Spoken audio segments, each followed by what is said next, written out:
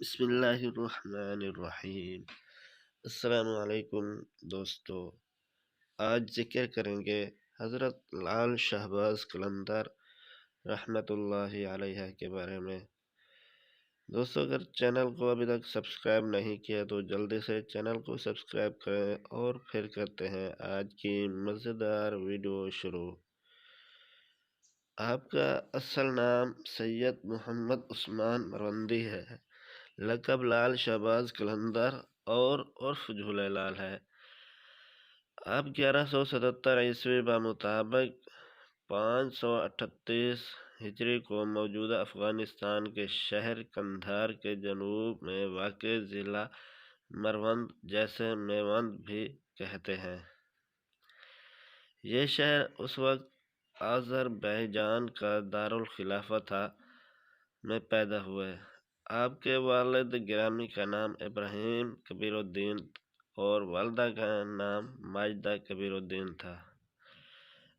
آپ کے والدین بھی زہد و تقوی کی بدولت کافی مشہور تھے اور دینی درس و تدریس سے تعلق رکھتے تھے۔ آپ کے آبا و اجداد عراق سے ہجرت کر کے ایران سے ہوتے ہوئے افغانستان میں آباد تھے۔ آپ بھی مسلم دنیا گھوم کر سیون شریف سندھ کو پسند فرما کر آباد ہوئے۔ آپ کو سندھ میں تصوف کا بانی کہا جاتا ہے اور لال شہباز قلندر کے نام سے معروف ہیں۔ آپ کو لال یاقوتی رنگ کا خرقہ زیب تن کرنے اور پرکشش شخصیت کی بنا پر شہباز شرافت اور خدا پرستی اور قلندرانہ مزاج و انداز کی بنا پر کہا جانے لگا، اور آج تک آپ کو لال شہباز قلندر یا سخی شہباز قلندر نہایت احترام کے ساتھ کہا جاتا ہے۔ آپ کا شجرہ نسب امام جعفر رضی اللہ عنہ سے جا کر ملتا ہے۔ آپ مشہور زمانہ صوفی بزرگ، صوفی شاعر اور فلسفی تھے۔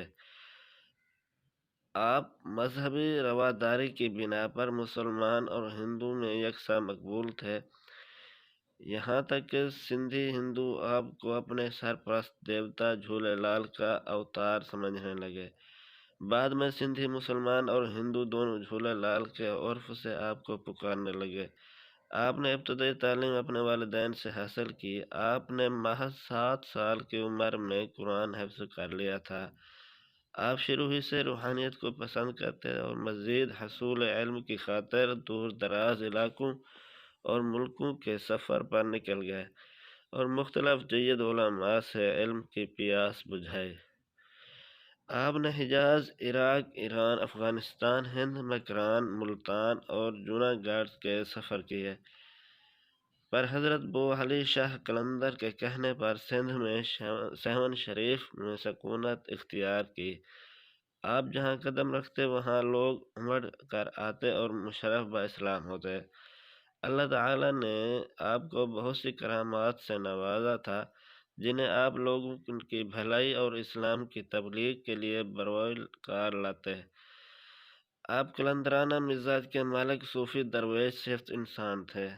آپ کی شخصیت میں اللہ نے بلا کی کشش رکھی تھی۔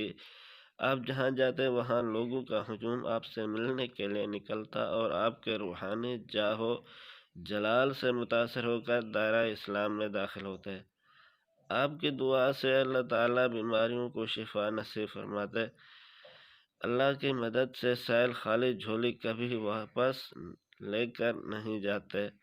اللہ کے ہاں سے نوازے گئے آپ کی کرامات کی بہت سے کرشماتی قصے زبان زد عام ہیں، جو غریب لوگوں کی مدد اور بھٹکے ہوئے کو راہ راست پر لانے اور اسلام کی طرف راغب کر کے دائرہ اسلام میں داخل کرنے پر مشتمل ہے۔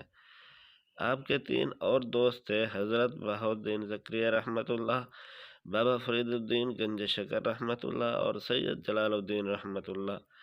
آپ کے چہاروں اولیاء کرام کی روحانی دوستی کو چہار یار کے نام سے یاد کیا جاتا ہے۔ چہار یار سندھ اور ہند میں اسلام کی تبلیغ میں پیش تھے۔ آپ بہت سی زبانیں جانتے تھے اور عربی، فارسی، پشتو، پنجابی، ترکی، سندھی، ہندی اور سنسکرت پر آپ کو مکمل عبور حاصل تھا۔ مختلف زبانوں میں آپ سے بہت سی تالیفات مروی ہے۔ آپ کی شاعری عشق و حقیقی اور انسانوں کی ایک دوسرے سے محبت۔ آپ ایک دفعہ اللہ کی یاد میں غرق ہو کر واجد میں آ کر رقص کرنے لگے۔ آج تک آپ کے عقیدت مند حضرات آپ کے مزار پر اسی وجدانہ رقص کی یاد میں دھمال ڈالتے ہیں۔